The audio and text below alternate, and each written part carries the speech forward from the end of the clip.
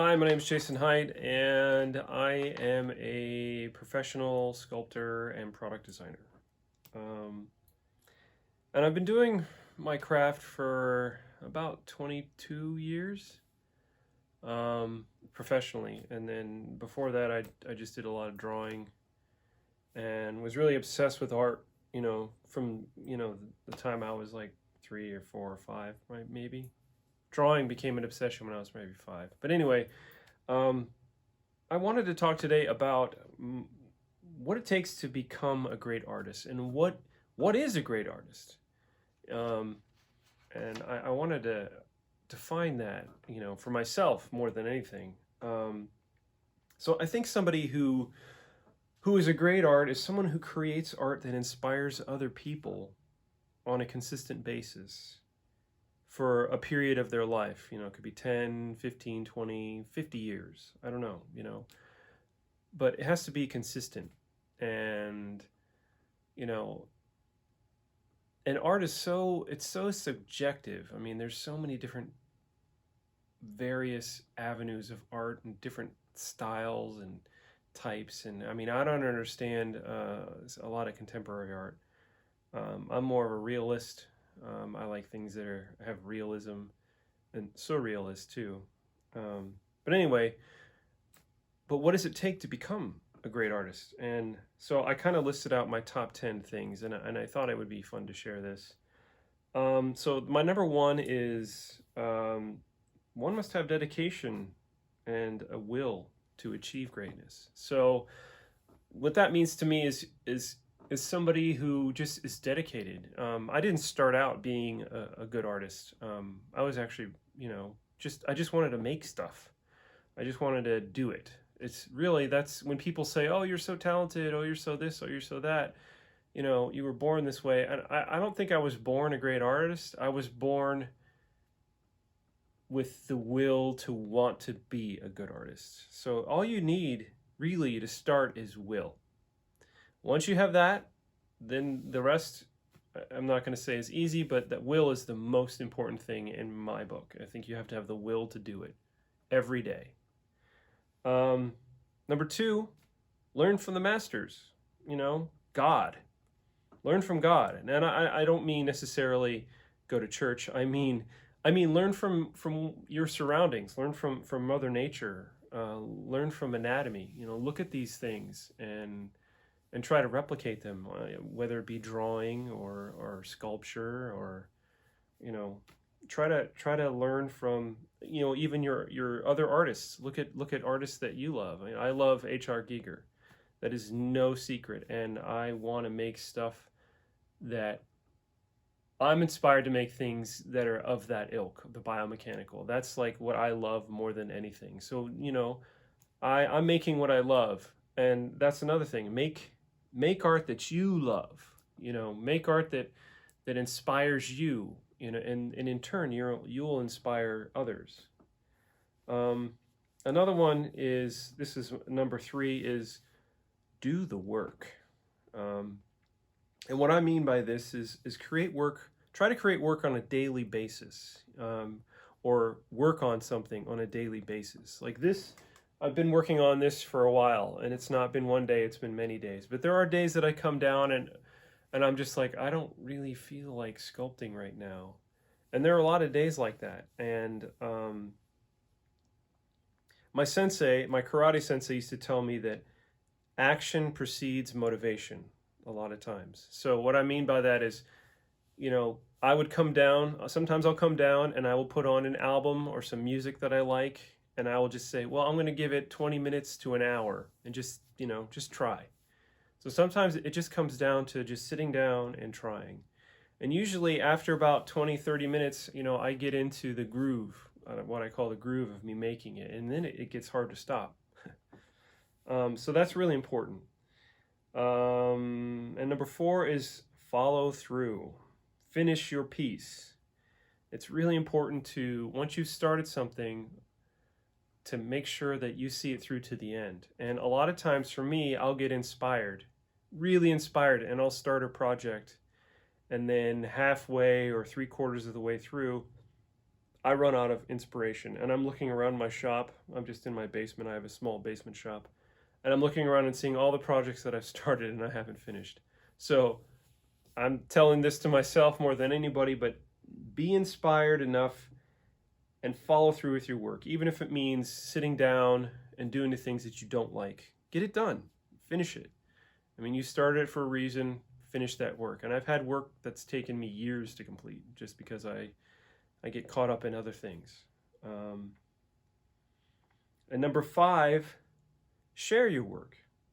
Share it even if you're not 100% happy with it. And I mean, share it with your friends, your family, those people who are, close to you, and then share it with, on social media. That we have so many avenues now that I didn't have when I first started, to be able to, post your work and get feedback and get people interested and excited and inspired. That's the reason. That's the whole reason to make art for me, is to inspire others to make art themselves, or to just be inspired by something that they've never seen before.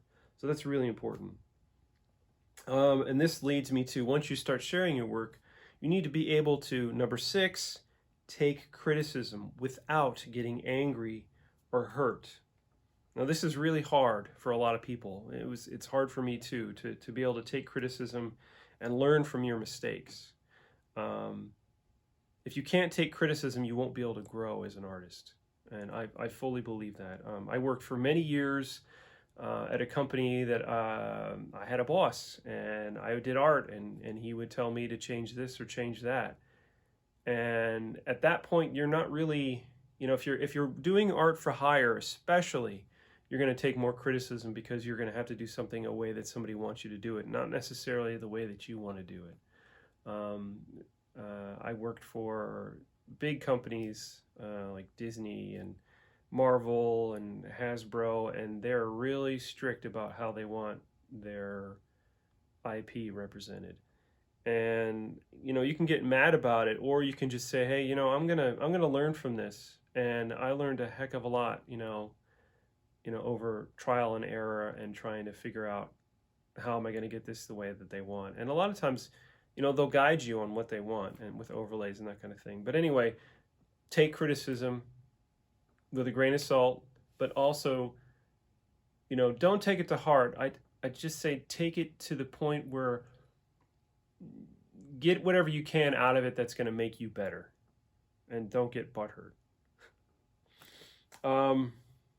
Number 7, don't be too competitive. Now, this one's a little hard to explain, but I worked in an environment where I worked around a lot of other artists. And there were some artists that, I was jealous of. They had this or they had that, or they had that, they had more talent than me, blah, blah, blah. Their art's better than mine, or whatever. I think it's good to have some competitiveness when you're doing art, especially in a group. But at the same time, it shouldn't be to the point where you don't like somebody or you're uncomfortable. Learn from that person, learn from what somebody else is doing, and get better. And that's really the best advice I can give, I think, as far as, dealing with other artists. Don't get so competitive. It's not about other people. It's about expressing your art and making something that makes you feel good and makes you feel happy. For me, at least, that's how I think of art. And number 8, this one's really important. Take breaks. Don't hurt your body. I've spent many sessions in a chiropractor's office because I have this sloped posture, from just sitting in bad posture for too long. And it took me way too long to learn this one, and this one's really important. But get up, take a walk, stretch your body, run, ride a bike, get out of your environment, out of your art environment, or even just your work environment, and just move your body. That one's huge. It also, meditation.